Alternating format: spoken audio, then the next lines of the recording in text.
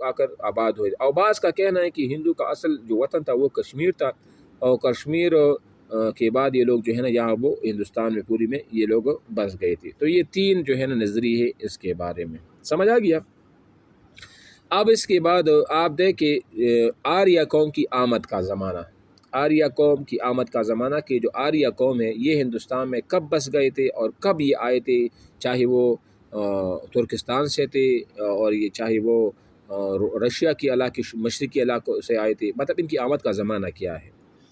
تو اس میں جو حتمی فیصلہ تو نہیں کیا جا سکتا کہ ان کی آمد کا زمانہ یہ ہے، لیکن البتہ غالب گمانی ہے کہ یہ لوگ 1700 قبل مسیح اور 1200 قبل مسیح کے درمیان عرصے میں ہندوستان وارد ہوئے. یعنی عیسیٰ علیہ السلام سے 1700 سال پہلے یا عیسیٰ علیہ السلام سے 1200 سال پہلے یہ لوگ آئے تھے ان علاقوں سے ہندوستان کی طرف.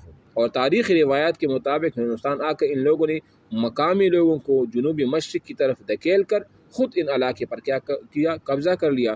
اسی بنا پر شمالی ہندوستان سے آریہ درد کے نام سے یہ مشہور ہے.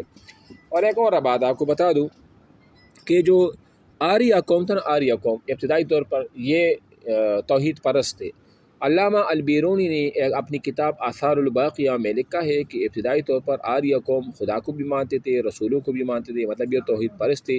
ایسے نہیں تھے جس طرح آج ان لوگوں کی حالت ہے جو کہ ہندوستان میں بس رہے ہیں. سمجھ آ رہی ہے نا؟ اچھا جی،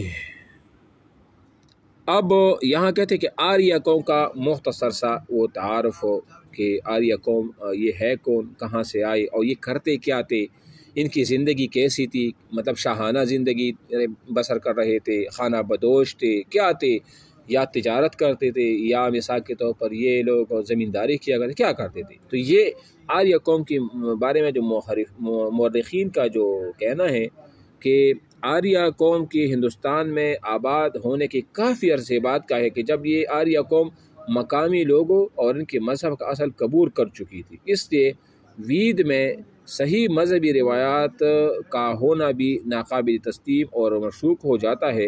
البتہ اتنی بات ضرور ہے کہ اگر آریہ قوم نے مقامی لوگوں اور ان کے مذہب کا اثر قبول کیا تھا تو کچھ اثر اپنا بھی ان لوگوں پر چھوڑا تھا. اس بنا پر یہ لوگ ہندوستان میں اس طرح مدغم ہو گئے کہ انہیں ہندو سے الگ کرنا ممکن نہ رہا. سمجھ آ رہی میری بات؟ لیکن ابتدائی طور پر یہ کیا تھے، یہ توحید پرست تھے. بعد میں ان کے درمیان میں جو ہے نا رفتہ رفتہ ان میں یہ بت پرست جو ہے نا وہ شروع ہو گئی. اور بعد میں ہم وہ پڑھیں گے کہ ان کو جو خدا تھے برہما، وشنو اور شیو، اس کو تری مورتی بھی کہا جاتا ہے. ٹھیک ہے نا، یہ تین خداؤں کا تصور جن میں پایا جاتا ہے. لیکن ویسے ہندو مذہب واحد وہ مذہب ہے جن میں کہتے ہیں کہ 1 سے لے کر 30 کروڑ خداؤں کا تصور موجود ہے. کیا کتنے کا؟ 1 سے لے کر 30 کروڑ سے خداؤں کا تصور جو ہے نا وہ موجود ہے. اتنے زیادہ خدا ان میں جو ہے نا وہ پائے جاتے ہیں.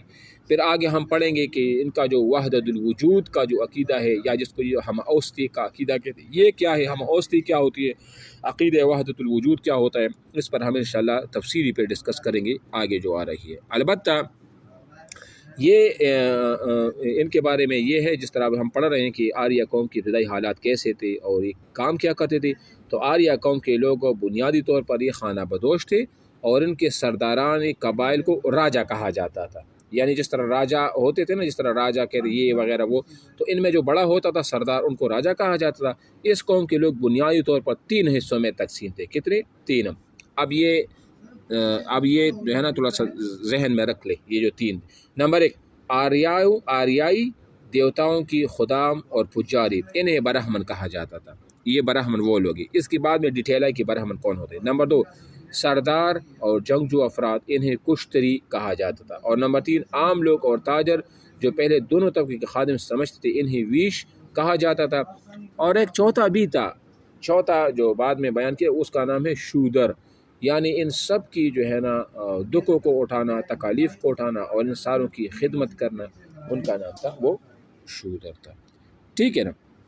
اچھا جی، یہاں یہ بھی پڑھ لیتے ہیں، پھر آگے بڑھ لیتے ہیں کہ خدا کے متعلق ان کا کیا عقیدہ تھا۔ وہی والی بات ہے جو البینونی نے اپنی مشہور کتاب تاریخ ہند یعنی آثار الباقیہ میں جو لکھا ہے کہ خدا کے متعلق ابتدائی زمانے میں ہندو کا یہ عقیدہ تھا کہ وہ واحد ہے، اللہ ایک ہے، غیر فانی ہے، اس پر فنا نہیں آتا، نہ اس کا کوئی آغاز ہے، مطلب کہاں سے شروع ہے، نئے انجام ہے کہ کب ختم ہوگا، وہ مختار مطلق ہے اور قادر مطلق ہے، حی ہے، محی ہے، مطلب خود بھی زندہ ہے، دوسروں کو بھی زندہ کرتا ہے، اور احکم الحاکمین ہے، اس کا کوئی نہ مشابہ ہے اور نہ کوئی اس کا کوئی ثانی ہے۔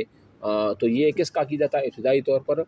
ان کا آریہ قوم کا۔ تو یہ مسلمان تھے، اس کا مطلب یہ ہے کہ ابتدائی طور پر یہ کیا لوگ تھے؟ یہ مسلمان تھے، ٹھیک ہے۔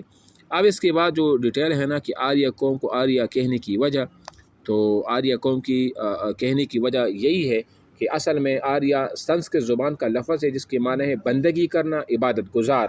یہ تھوڑا ذہن میں رکھ لیں کہ آریہ قوم کو آریہ قوم وجہ تسمیہ کیوں کہا جاتا ہے؟ اس لیے کہ چونکہ یہ لوگ بندگی کرنا، عبادت گزارا، یہ سنسکرت زبان سے نکلا ہے اور معنی اس کا یہی ہے کہ بندگی کرنا یا عبادت کرنا۔ تو چونکہ اس قوم کے ابتدائی افراد عبادت اور ریاض میں بہت آگے تھے، اللہ کی عبادت بھی کرتے تھے، ریاضت بھی کرتے تھے، خانقاہوں میں بھی رہتے تھے، اس لیے ان کو کیا کہا جانے لگا؟ آریہ قوم یہ کہا جانے لگا۔